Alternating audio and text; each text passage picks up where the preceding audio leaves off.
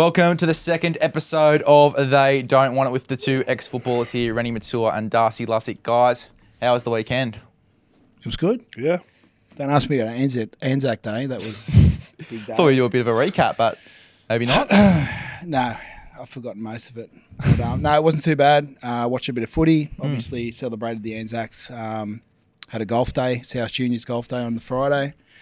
And I saw you on Sunday. How's your little brother? Yeah, he's going all right. He can remember things now, which is good. That's always a good sign. So we're down Coogee Oval on Sunday. I was with the Beasting, Gus Gould and Willie Mason. We were watching a young South kid, potential South kid coming over to the Dogs, and this kid just got knocked out cold, out cold. I saw Big Lez. I'm like, fuck, he must know this kid. It was your little brother, right? Yeah, little brother. Yeah. Anyway, he was out cold, and then the ambulance came, and it was pretty full on. So I thought I'd go down and check on him. Yeah. Said hello to your mum and dad, and told your little brother he scored 3 tries. It was in the first 2 minutes. First 2 minutes of the game, he gets knocked out cold. Apparently, he scored 3 tries. It was a bit of a surprise for him. But we got to the hospital, and he goes, "Fuck." The first thing I remember is this Reni guy just standing above me, hovering over me, fucking telling me I've scored 3 tries. It was the best. Right. Yeah, Now, mate. Good. Obviously, we're trying to find you a fight with no limit at the moment. No, we're not. Well, Paul Kent can't beat a tree, so it should be a money grab for you. I'd be like Mike Tyson, Jake Ball, except be Darcy and Paul you Kent. let us off, friend. What do you think about it? What do I think about it? Fuck, it's the funniest thing I've ever seen. Like, seriously, it happened at, midnight, and the guy was a meme by 7 a.m. Imagine waking up to that, being hungover as shit, knowing that you got rissoled across the road, fucking stand up 69 with a fucking paper tree, get up, do a pirouette, and still hit the wrong way. Like, fuck. Like, in all honesty, you got to be a clean skin for what he does as a job. He gets paid to be a reporter and report on shit, but he takes it too far sometimes. And now that this has happened, it's the funniest thing that's been going around for a long time. But at the end of the day, like, for me personally, I think he should just own it. Like, it's fucking hilarious. There's that many memes out. Everyone's haven't taken the piss. But if he just owned it and said, look, I had a big night. I carried on. Some blokes were baiting me. I got thrown into a tree. Maybe, like, people whereas Aussies, you go, mate, I respect that. Give me his job back. Yeah. But it's still fucking hilarious. What are the thoughts, mate? Yeah, I agree. I just thought, fuck, the anxiety that he must have had when he woke up. But, like Ren said, he's got to be a clean skin. So, if he's going to be in that job, otherwise he's going to cop it off everyone. And I think everyone's having a bit of a laugh. But, it'd be interesting to see what happens now. A few broken ribs too, apparently. Collapsed lung. Yeah, that could, I don't know. Like, if you wake up on Tuesday and you're still sore and you can't breathe, that's another issue. Like, what have you been doing for the last 2 days? How have you been able to breathe? Now you're in hospital with a collapsed lung. But, It's been interesting. 72 hours for poor old Paul Kent. Unfortunately, tree 1, Paul Kent 0. Yeah. Players of the week. Let's get straight into it. Darcy, who have you got this week? Yeah, I've got Sam Walker this week. I thought that was his best game so far in the NRL. Obviously now with Keary announcing his retirement, that could be Sam's team for the next 10, 12 years. You know what I mean? I think that sort of over the last couple of years, they've sort of stuck a little bit solid with him. His sort of form's been up and down. But now moving forward, I think they've got to put their full trust in him. Move forward. The thing with the Roosters is they'll always have good back rowers, good hooker, good fullback. So it's a perfect place for a young up and coming half. So I think scored 24 points. So he's my player of the round. He just played off the cuff. Those first two tries, the fullback's in the line. He just puts a chip in. Yeah. Manu gets the first one. He scores a penalty try. The second one. The third one that he came off he kicked it off his shoe that went over the knees of the opposition players. He's just like one of those off-the-cuff kind of footballers, like Dar said. And he's just a freak. And I thought they just played real flat, fast, side to side. The week before, I was questioning if Nat Butcher was a back row. I thought he looked a bit too slow, and then he goes out and scores 2 tries, and he was outstanding. But it'd be, if they can back it up against Brisbane, then they could be back in the contender sort of conversation. But they've been a bit up and down. That's going to be such an interesting game, eh? And especially, I think Radley's still sitting in the reserves for this one as well. They might get a few players back, the Roosters, but Brisbane getting a few players back themselves. Yeah. We'll talk about it when we get to the game, but Yep. that's going to be a real interesting one. Reni, who was your player of the week this week? Yeah, there's a lot of like good players in that round, like Reece Walsh again, electric. What he does, I haven't seen a player like Reece Walsh since Billy Slater, but I think there's another level of electricity around that kid. You know, he's a good-looking kid. He's probably got that many girls chasing him. He's a good footballer, good team. AJ Brimson played good for the Titans. Walker and Nico. What Nico did. You said he ran for 200 metres? Yeah, 200 metres. Before the show? Yeah. Like a halfback that just takes every opportunity and just leads the team around the park. And you just know that you have to do your job. Where do I have to be on the field? Nico's going to get me the ball. He's definitely like stamped a case to be the Origin 6. I'm still leaning with Jerome Luai, but Nico won't be far off. Yeah, not at all. And there's a lot of people after that performance that would probably have him in there as well, just because he loves that left-hand side. And, he's been so But good he has over to the do past it few against a weeks. top 4 team or a Mm. top 6 team. Like Origin's another beast. You can do it against a busted Canberra team. Going down there is hard enough to play, but he needs to back it up against some top-notch competition. They probably picked the team in 2 weeks. Yeah. He's got the Dragons. I don't know who's after the Dragons, but he'd be thereabouts. I reckon Madge has a bit of a nightmare picking his halves and his outside backs. Yeah. So you still got Jerome Luai for Origin. I just think with Keary, Luai, Coruscant, and I'm leaning towards Dylan Edwards at fullback as well. And that's a Penrith connection. But then you've got Isaiah Yeo, you've got Liam Martin, and I'm thinking that's probably too many Penrith or ex-Penrith players in a spine or in a New South Wales side. But yeah, it's another after this week. I think it'll be pretty clear who'll be picked in those important positions. Have you still got Luai as well, or are you going more Nico Hines? Yeah. I think the club connection's pretty important. I'd probably put Luai in, but the thing is, Nico's playing that good, so it's sort of hard to ignore him. So, does he put him on the bench or? But then I think it's a bit of a waste having a sort of 5 out on the bench. But You need a 14 though on the bench. yeah, Well, funnily enough, Luai did play hooker for Samoa a few years ago, so he does have a little bit of experience there, but you probably do. yeah, I wouldn't put him on a hooker on Origin, but it'd be interesting to see who he puts on as a 14. Well, speaking about the Panthers, a big performance from that side on the weekend was Brian To'o.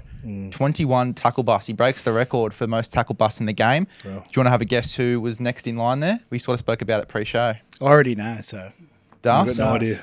Preston Campbell.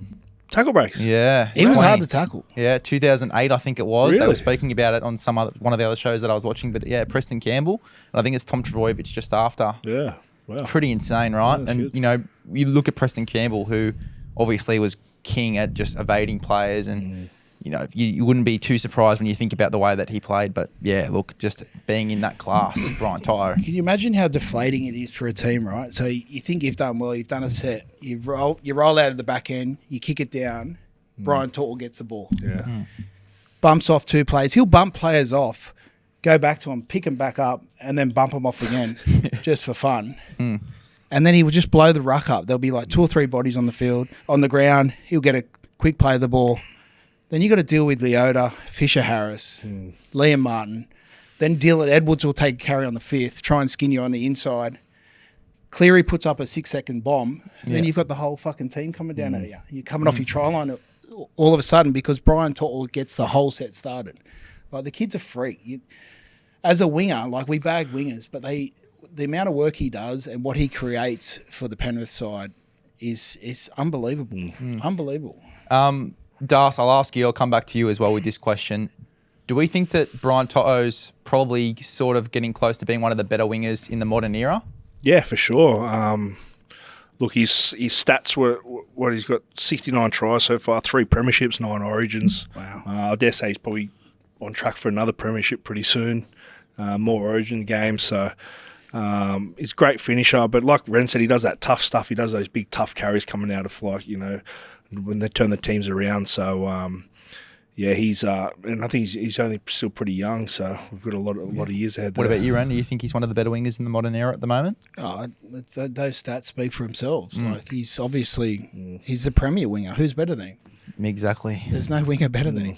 And he's just like does he remind you of Matt Utai? Yeah. You know, built low to the ground, just carries, bumps people off, gets you a quick play of the ball. He gets your whole set started. You could be on the back foot as a side, and then seeing your wingers like him being able to carry out of tough positions, get you a quick play of the ball, get you back on the front foot. Your forwards come back as a front rower. You get back behind the ball. You're not taking that carry where you've got line speed coming back at you. Like he's the best winger in the game. I mean, you're already scared enough versing the Penrith forward pack in Fisher Harris, Leota, Yo, who have been so dominant over the past few years. But then you've also got in first and second tackle guys like Alamotti and Brian To'o taking hit-ups as well, and all the tackle busts that they accumulate. They're a nightmare to play against. They're a fucking nightmare. Like, who'd want to play against them? Like, they're that good in every facet of the game, in every position. Everyone knows their role within that side. But to have someone like Brian To'o and the other one, Taruva. Yeah, Taruva. Like, they're back three, they're back five, they're centres all across the park. You know what kind of effort you're going to get from that team. And, I mean, you wouldn't mind being a front rower when you've got a back five like that because you know you're going to get behind the ball and you don't have to take those tough carries all the time because you're already on the front foot because you're back five. Well, let's speak about that main man there, Taruva, you brought up just before. He's actually just signed with the Tigers this week. Obviously had the week off due to a bit of emotion around that signing as well. Didn't really want to leave Penrith. What's our thoughts on this signing with Taruva? Yeah, well, what was the reason for him not playing on the weekend? Did he get dropped or? No, it was because he was because he signed with the Tigers. A lot of emotion about leaving Penrith. Okay, I thought it might have been like the old. Remember when Wayne Bennett dropped Justin Hodges that time when he signed for Roosters? Well, you think Cleary? No, I don't think he did. No, I don't think he did. Go on, say it. I don't think he did. No, I don't think he's that kind of person. But it's a great signing for the Tigers, though. Yeah. He's a very good player. Obviously, he's played centre and wing before as well, so you get a bit of versatility. Played fullback as well, hasn't he? Yeah, played a bit of fullback in. What's he signed at the Tigers for? I think it's for 3 or 4 years. No, for what position? For wing? Well, we don't know because no position in that Tigers side is pretty locked in the back line other than the fullback with Buller. I wouldn't say that any of the wingers or the centres are locked in.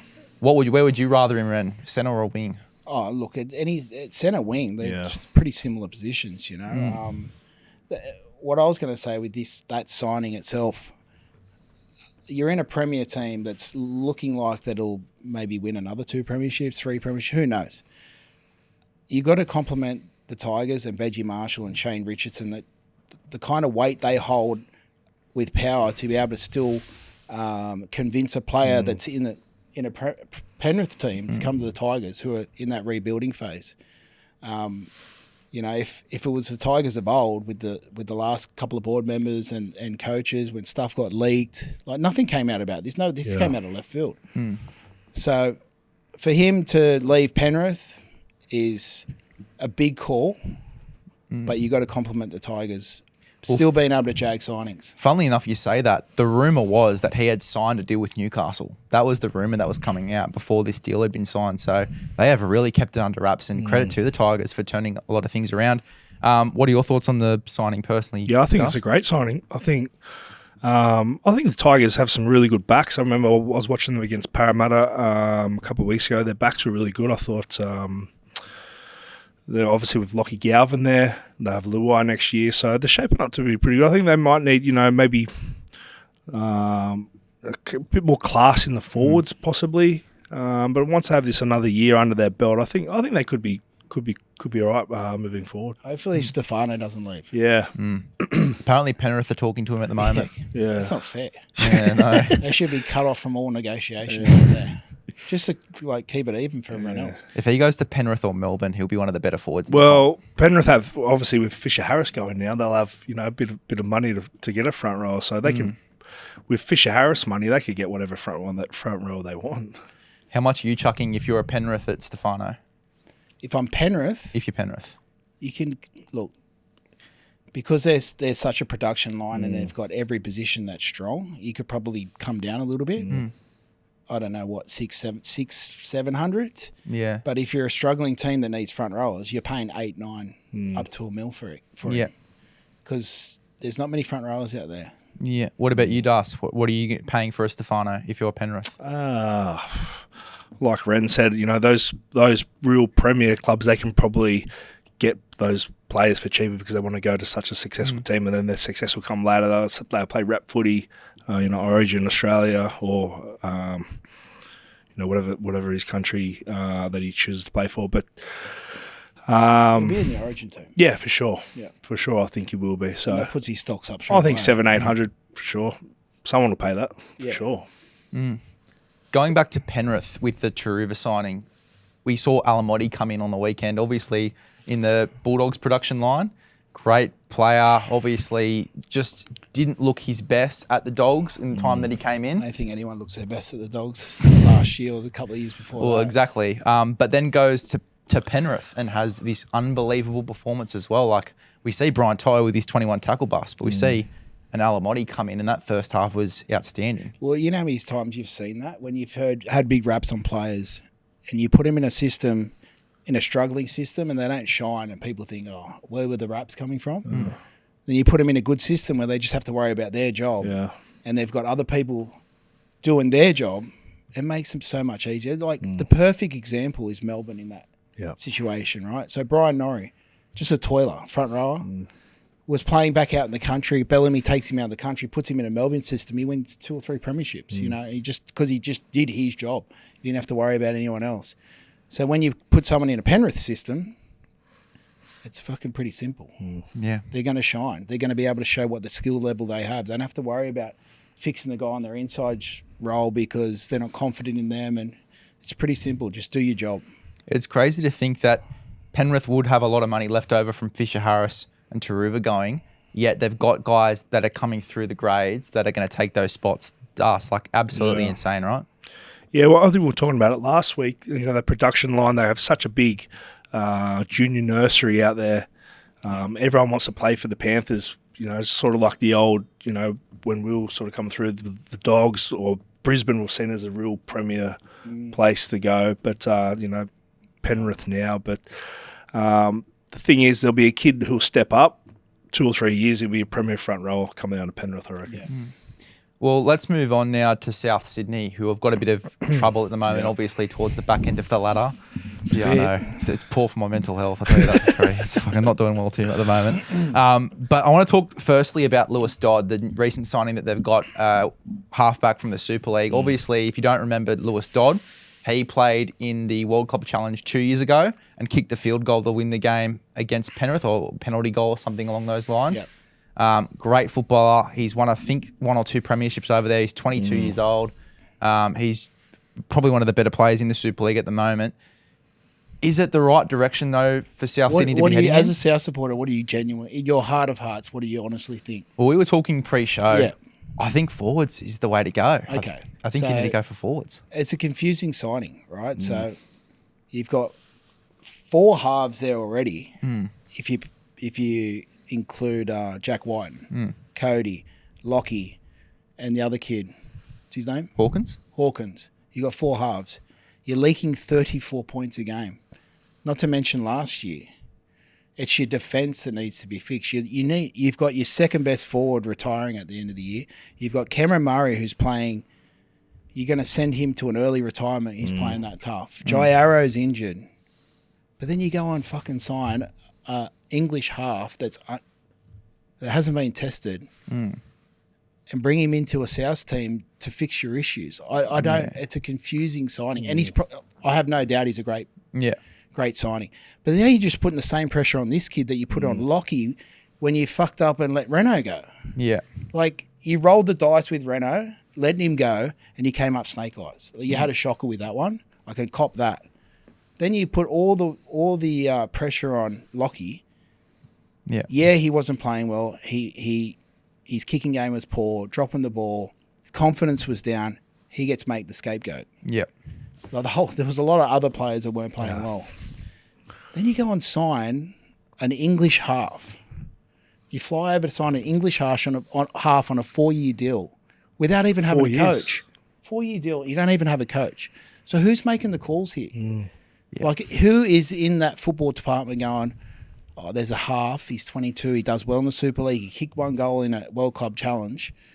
Let's sign him on a 4-year deal. It's confusing to me. Yeah, you need forwards. You need people around Kem. You need people around Totola. Yep. Dave Mwali, Tallis Duncan, like the Jai coming back, Campbell Graham. I just feel like it's a desperate signing to make your fans happy. Yeah.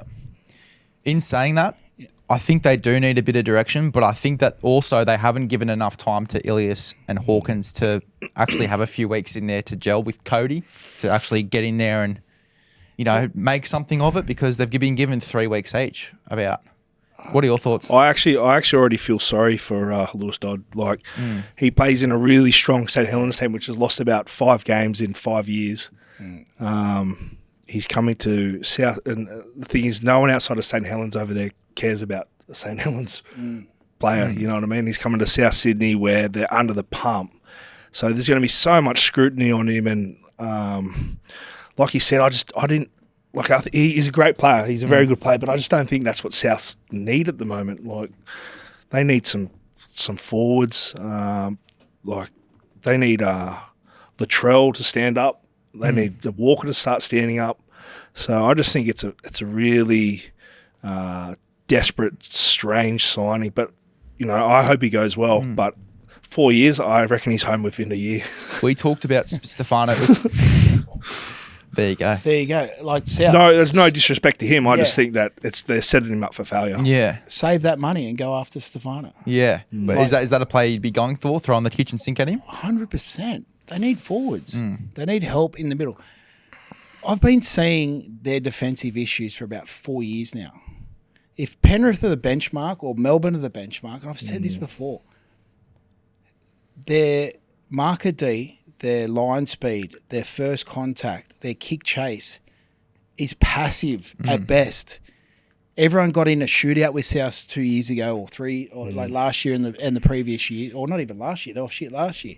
And they were always going to win a shootout because they'll outscore you. But the warning signs in their defence were already there. Now that their attack has fallen apart, their fucking defence is exposed. You need a good, strong defensive coach, and you need some tough forwards. You're better off going to England and getting a good couple of kids, like big English kids, pay them probably around the same wage, and having to go with that and leaving your Cody, your Jack, and the kid that's playing now. The current kid. Who are we talking about? The current half. Yeah. Oh, the Hawkins. Leaving them, letting Lockie go. Yeah. Right? You're better off experimenting with that than going to sign a Super League kid who's probably a fucking great player on a 4-year deal, because there's bigger problems than the halves. Was that the right call, letting Lockie go? They haven't let him go yet. Well, they've let him talk to other clubs. I don't think so. He's a big body. Like, he's a big kid. He's not a small half. He can defend. Yeah. He's just down in confidence. Yeah. Are you the same, Das? Yeah, I'm the same. But I think their forwards have really let them down. Like, what's he had to sort of play off the back of? Nothing really. So they got massive issues there, and I think they've lost that real hard edge that they had. Obviously, when Sam was here, Sutto was there. So Sutto's still there, but you think after playing, you know what I mean. After 11 rounds last year, they were top of the table. Yep. The trail goes down, and then they fall off. Yeah. Like, confidence is gone. So you've seen what he can do when they're top of the table after 11 rounds. Do you want to guess how many points they've conceded this year? Have a guess, and I'll tell you the answer. What round is it? Round 9 now. So they've had a bye. Yep. So they've played 7 games. Trying to do me math. 200. 210. What are you? 200. 250. Yeah. 250 points. They've scored 114. Well, that speaks for itself with what we're saying. It's their defence. I think the comp's better when South are going well. 100%. Like, the big rivalry with the Roosters, and I think the comp's a lot better when South are going well. So I hope they turn it around. I'll throw this stat at you as well before we move on. Average points scored in a game for South Sydney is 16. Average points conceded in a game is 35. This year. This year. Fuck, 35. what about the back end of last year? Have you got that stat? Average points conceded was 34 last year, the back because it went up, obviously, because they weren't shit at the end of the year. But Ren, you know, like when we were at Para and we were losing every week and we were getting bashed in the media, you sort of turn up to the next game, you think, fuck, sort of a little bit, fuck, here we go again. Yeah. You know what I mean? Like, how do they get out of that rut that they're in? Change a coach or... I don't know. What do they do? It's like even when we were in it, Yeah. you train hard, you do the wrestle sessions, you think I'm going to go in and have a good week, and then fuck 10 minutes in the game, you're down by fucking 12, and you're like, fuck, here we go again. Yeah. But they've got a far superior squad than what we have. Oh, yeah. Right? Yep. So what is going wrong? You know, like you start asking questions. Hang on a minute, like all that noise I heard about last year, is that true? Yeah. Yeah. You know, it doesn't make sense. It doesn't add up. One more stat that I've got here before we move on. One more, I promise. 15th for penalties conceded last year. Guess where they are at the moment for penalties conceded in terms of the table? It's third. Second. They're 9th. There you go. I don't even know what that stat means. So think of it Break as the it ladder. down in layman's terms, brother. Yeah, so 15th for penalties conceded is good. It means they concede a low amount of errors. They've gone from 15th to 9th in 8 rounds. Yeah. Okay. So Well, they're going shit. Yeah. Yeah, well, exactly. But I can tell. next week, look, I don't want to shit on JD anymore. Like he fucking, he's a good coach. He's obviously been a good assistant. Things haven't worked out, but he's not going to be out of the game forever. Who takes over now?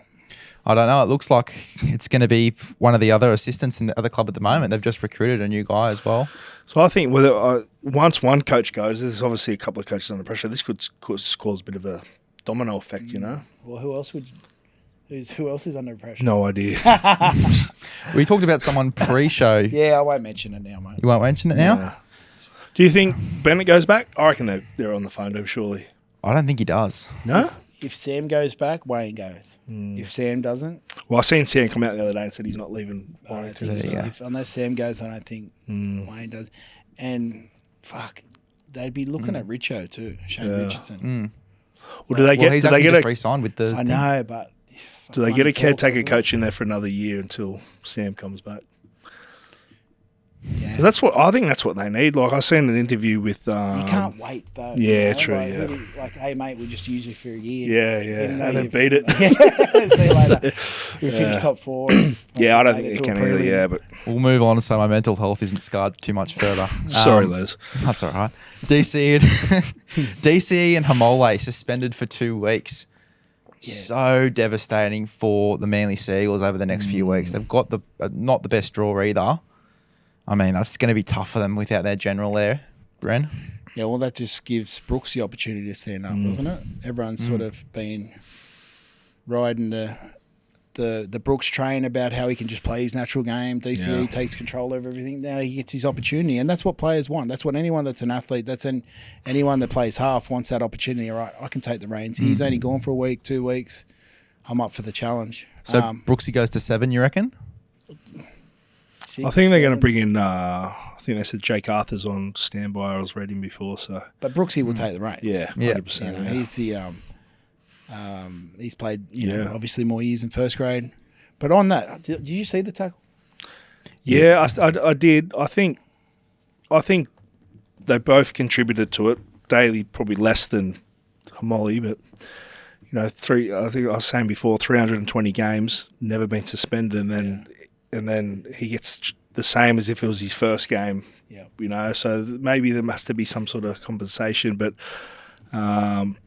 it's really going to hurt them because they play that right edge together.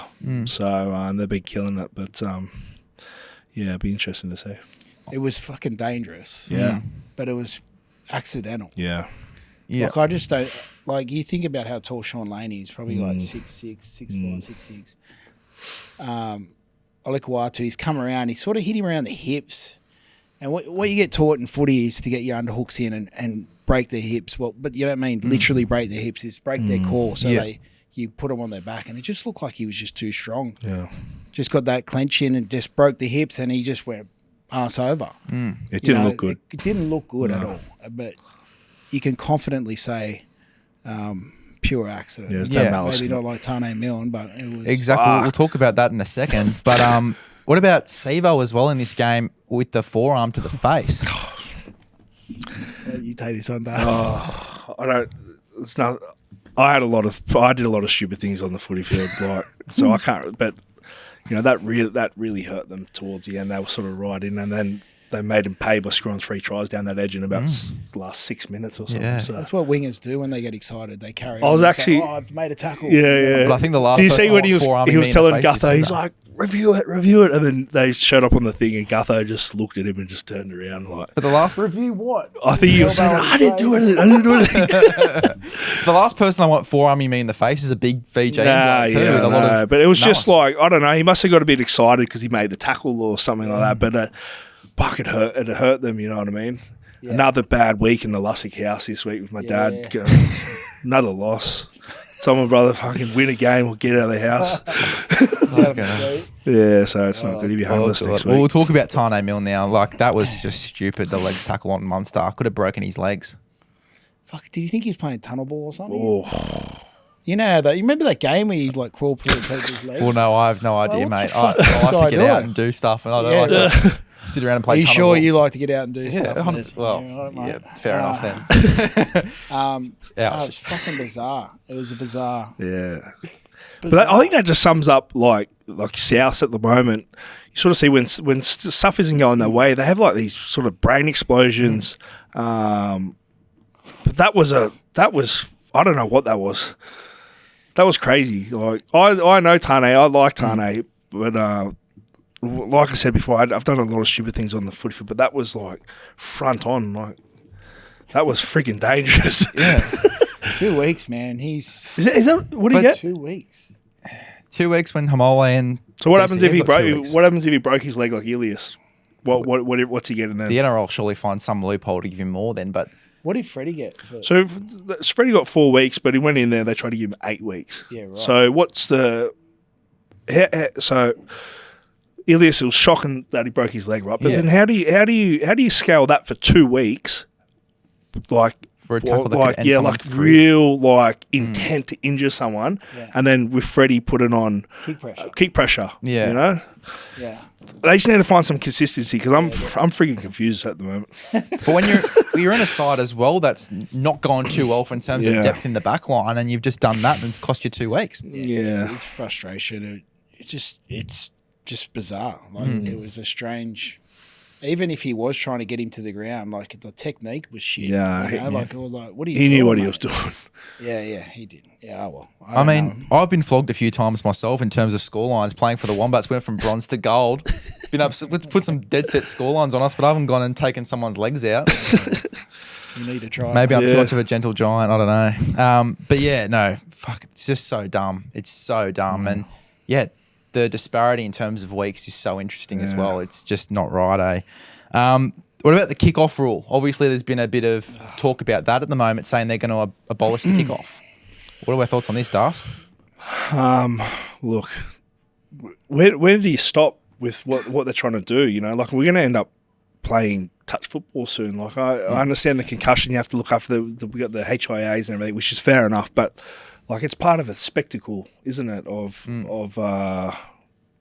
Like it's as a front. Did you ever take any hit-offs like that? It's the most like exciting, but at the time it's fucking terrifying. You know what I mean? Like I got a funny story. Like when we played that game against Melbourne, where we had that big fight, we actually got the penalty from that when it all calmed down. We got the penalty. And we kicked the penalty goal, and Cam Smith goes to me, good luck off the kickoff, we kick it to you. And I've just gone, fuck. And so, like, I walked back, and I sort of stood on the back fence, and it was honestly like 10 players were between the kick with the ball and the sideline. And they kicked it off to me and, like, split me. Like, I remember Kevin Proctor, he was just coming from my head. And but that's what was like exciting about it, you know. And we watched the first kickoff at the Origin. Yeah. Spud Carroll and Chief. Yeah, you remember, Marty Lang. Marty Lang. Like, he was fearless, you know what I mean? I had a beer with him up on the Gold Coast a couple of years ago, and I said, mate, what were you thinking? He says, that's what we did, like, it excited him. And I know that he's come out now, and he's sort of said, fuck, you can't get rid of it. He got knocked out 1,000 times doing But that. what do you do? How do you do a static start? Yeah. Just roll the ball to someone and... Imagine what starting about Origin kick off like returns? that. Yeah, I don't know. Yeah. But is it sort of a freak reaction to what happened to Moses Sully on the weekend? Well, it was brought up the week before that, wasn't it? Yeah. Before Sully? I'm pretty sure. So but then that happens, and then everyone gets back on the back of it again. But, are people getting knocked out more often now, or what? Because I don't understand. I don't know. It's a bit of a weird one, but we were talking pre-recording about the Sully one. Like, Jaden Sula pretty much set him up. Yeah. Then... Like from both ends of it, like you be a spectator, you watch the game, you look forward to the kickoff. Yeah. That's why I watch the game, because I want to see someone you want to see someone run it fucking 4 or 5 players that go, mate, he's a tough prick. And you want to see one of those blokes try and bend a foot front row in half. Yeah. It's what excites, it's the fabric of the game. Did you end up watching 360 with Jimmy Graham and what he was talking about with the kickoff as well? Clip. Yeah. It's like, it's not for everyone. I know everyone says it's not, and we've got to protect the head. Yeah. Just, you got to fucking get your technique right. Yeah. Well, Bulldog Richie was going on about safety and how, but Bulldog hasn't taken a hit up. So just like, give us a break, please. Like, it's rugby league, you know what I mean? Like, it's why people watch it. Like, it's just fuck. It's a storm in a teacup. It's just the journos that are getting on the back. I haven't heard one ex-player come out and say, "Yep, get rid of it." Have you heard of any ex-player? No. Well, Jimmy Graham actually said, if you're watching the game through the prism of injury and safety, you're watching the wrong game. Absolutely. Jimmy Graham's one of the toughest to play the he game. was. Yeah. He's had a lot of concussions. He's come out openly and spoken about his concussions and head knocks. Yeah. And if he's supporting it, Sometimes I wish that they got rid of it. Sometimes when I was standing there, because like it's terrifying at times. Yeah. Especially when you've pissed off a few people during the game and they go, "We're coming for you." Well, it's good for blokes like me who watch the footy as well. It's to the spectacle. Let's go to Luke Keary. He's obviously announced his retirement at the end of this year. Is it the right call for him? He just re-signed, obviously, a few months ago. He hasn't got anything left to prove in the game. How many grand finals he won? Three. Three. Outstanding player, outstanding half. You know, your life's a long time after footy. You know, like he's got a lot of years to live. He's got nothing to prove. He had a few head knocks, and it could be that one too many that, and you fucking pretty much eating your food out of a straw. Like to be honest, I think he's made the right call. He's been an outstanding person for the game, and I think he's Like what do you want him to do? Yeah. Like, What's one more year? You know what I mean? But yeah. The Roosters will look after him. They're good at looking after their own, especially how much he's given that club. So Yeah. Who's the other half that's coming through? Sandon Smith, you reckon? He's played really good in the game against the Bunnies. Yeah. When Keary was out. Yeah. And I think it's pretty much a passing of the torch. I wouldn't be surprised if he got a little bit of a tap on the shoulder and said, "Hey, Luke, like we'd love for you to stay another year. You've had a lot of head knocks. You've got nothing else to prove. You've got this young kid coming through. What's your thoughts?" They would have shown him the respect and given him the option of, I think. Yeah. But man, like concussions are. I know we're talking about the kickoff, but he was just getting tapped on the head and going down. You know, and it happens even in boxing. What do they call it? Soft head. Yeah. Once you get knocked out once, you start getting knocked out a lot easier than you would have in the past.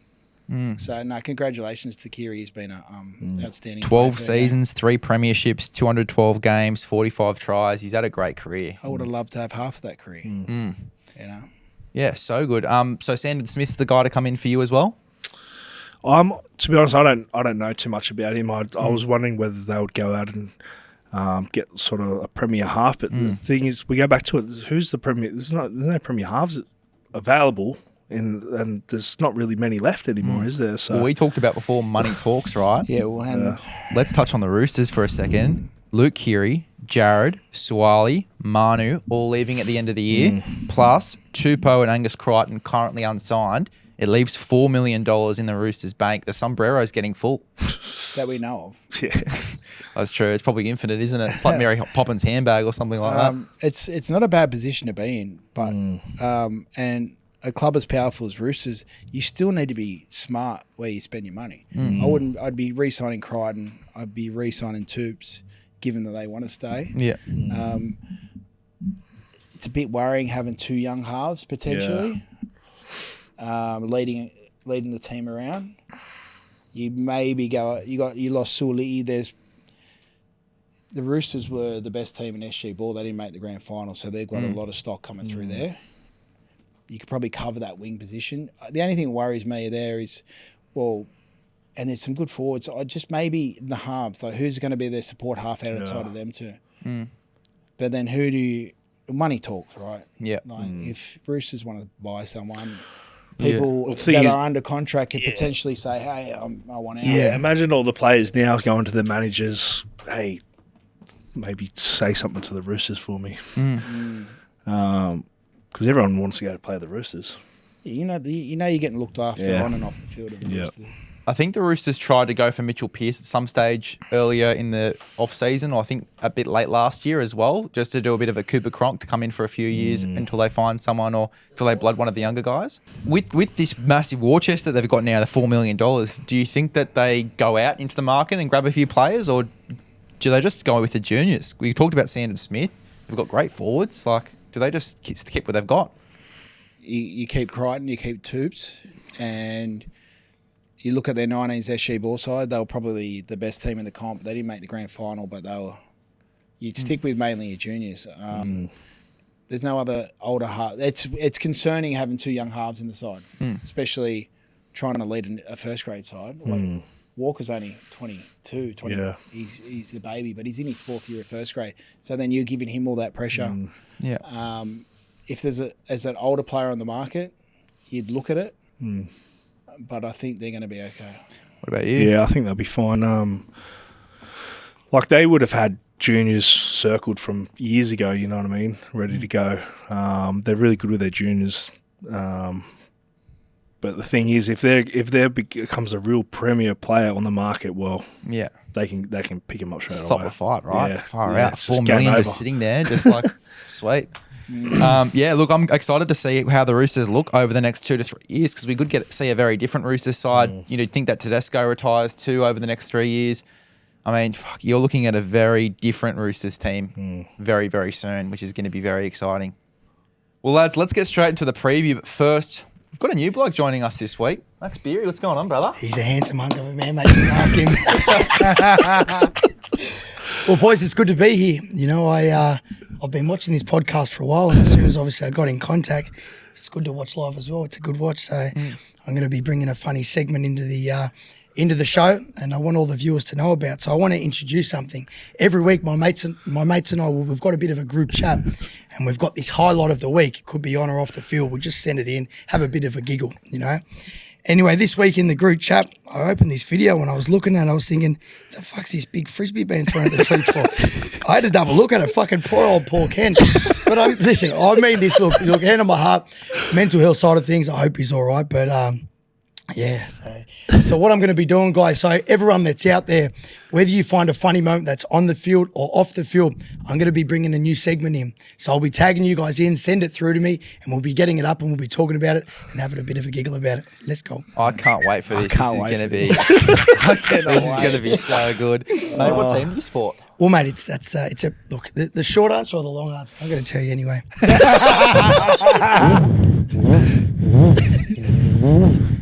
A few moments later. West Tigers. Apologies to everyone watching the bloody audio podcast and like listening in and having to hear that. Yeah. Mate, look, what we should apologise. I was actually, when I first got in here, got a couple, you know, I knew we had 2 big names in here. I didn't know we had 3. We were obviously got Darcy Lussick, Reni Maitua. When I first walked in, Dustin Martin. I couldn't believe that. Seriously, it's a fucking good combo. Yeah. Well, mate, it's better than the bloody Ellen DeGeneres tags that I got given in high school. I'll tell you that for free. Well, mate, imagine walking downstairs and seeing Mum and Dad, Dustin Martin and Ellen DeGeneres waiting down there. And then I will be starstruck.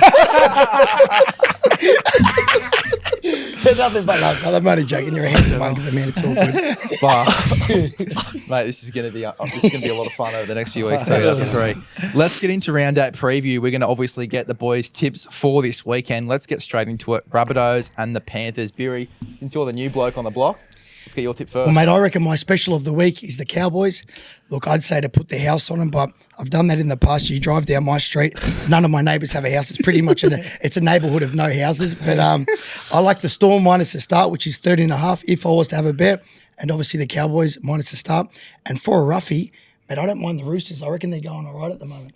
Well, mate, I've asked you for the Rabbitohs and the Panthers. Well, like I said, I'm a bit starstruck.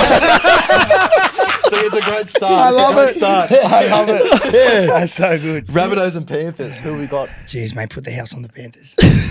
Darcy? Fair Panthers for me. Rennie? Penny Panthers. That's it. Seagulls and Raiders. Hopefully we get a good answer this time, eh? Short version, mate. I'll give you the Seagulls. Seagulls. Darcy? Seagulls. Manly a brookie. Yeah, I agree. Broncos, Roosters. Theory? I like the Roosters, mate. Get the house on them too. Darcy? Roosters. He's a good game. I'm going to go Broncos. You going to go Broncos? Yeah. Don't mind it. Bulldogs and Tigers. We know who you're going Come for. on, mate. The Tigers. Who get the Tigers? Darcy, who are we going for? Who's playing again? Tigers. Bulldogs and Tigers. Bulldogs. You should know you've got to bet on this Sorry, game, mate. he's rattled me. You put me in an awkward position here. I can't really go against the Dogs, but Tigers were a fucking bogey team for us. And I think it's carried through after I've retired. It's a tough pick, but I'm going to have to stick with my Dogs. But I wouldn't be surprised if the Tigers beat them. Yeah, it's going to be a tough game. Very tight one. Obviously, the spoon battle there. Awesome. Spoon? The spoon battle. Are you kidding? Well, they were spooned at the bottom. Dogs are in the Dogs eight. won't beat the spoon this year. You never know. You never Take know. that back. Your Yeah, fucking what team. a Tigers, Your mate. team's Yeah, in the I know. spoon. Honestly, mate, you're in punching distance, mate. Don't talk. Well, I'm trying to feel better at it myself. I got ripped about South City Sorry. for like 30 minutes here already. It's Titans and Storm. Storm morals. Storm. Yeah, Storm. Yep. Cowboys and Dolphins. Cowboys, mate, they're on. Look, they might not be playing the best at the moment, but I reckon they'll come good, like a fine wine, a little bit like myself, I reckon. Perfect. They put me down for them as well. He's convinced you. Mate, the way they came back against Penrith last week, I think Cows would be too strong. Can't go past the Cows. Knights and Warriors Up the Wars. of the Wars. Yeah, the cheeseburger, man, up the Wars. You're big on the Wars this year. Yeah, I've been big on the Wars, and they haven't been that good to me. But I'm sticking solid Wars. This is the last chance for the Wires. Yeah, I'm going Wars as well. And then last game of the round, Sharkies and Dolphins. Sharkies, man, they're on. Sharkies and Dragons, sorry. Yeah, I was going to say this, but the Sharkies are on. I'm going the Sharkies for sure. Sharks. Local derby. Be a tough game. I'm going to go Dragons upset. Dragons to the upset. Very, very interesting. And then let's go into the best bets. Darcy, I'll start with you. What have you got for us this week? So this week my best bet is Panthers 13+, Manly head-to-head, and Bulldogs head-to-head, and that's paying $3.13 on CrossBet. Rennie, what are we thinking? On my cross bet up, mate, I've gone Penrith head-to-head. Brian To'o, anytime try scorer. Manly head-to-head, Jason Saab, anytime. And then I've gone Cowboys head-to-head with Nanai, anytime try scorer, $12.20. Don't mind it, but I'll tell you what, you're giving CrossBet a bit of a handful there with all those legs, mate. 2 weeks in a row. Mate, you 3 gotta from be- 6 last week. You reckon we're going better? We can only go better. Sure. Only ways up. My best bet for this week is the Sharkies head-to-head, the Broncos head-to-head, and the Melbourne Storm head-to-head, keeping it very simple after obviously losing at the line last week. Tell you what, these lines are fucking confusing, man. Have a go, son. Throw some spanners in, brother. I have for the No past one few here. weeks. No one wants to Look hear at about a $3.25 bet. Well, it's not even 3.25, it's 2.07, so it's even worse. All right. Thank you, boys. Thank you for having me. Yeah, it was good. It was good to have you on, mate. I'll tell you what, we're gonna have a lot of fun over the next few weeks. That's what it's all about, honestly. Bit of serious talk with a bit of a laugh. Yeah. Right. I've got that anxiety like Paul Kent had when he woke up. What's coming? Not sure what's coming. It'll be interesting. So make sure you guys send through the funny stuff that happens on or off the field, obviously NRL related, and let's get it. Let's get it. What are you prepared to lose today? Set a deposit limit. For free and confidential support, call the number on the screen or visit the website.